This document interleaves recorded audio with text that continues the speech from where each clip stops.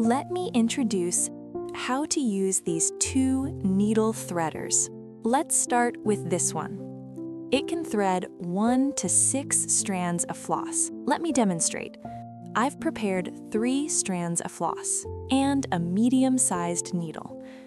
First, insert the wire hook through the needle eye. Hook it on like this. Then, place the thread on the hook, hold the threader with your thumb, and gently pull to the right. The thread goes through. Pull the thread out. Threading is complete. After threading the needle, always pull the thread to create one long and one short end. On the longer end, tie a knot. Now let me demonstrate the other style of threader. The method is similar.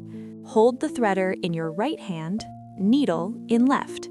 Insert the wire part through the needle eye. Let the needle hang on the threader. Take 3 strands of floss, thread the end through the wire, pull it through like this. After threading, hold the wire part of the threader, gently pull to the right. The thread is pulled through. This is the second threader.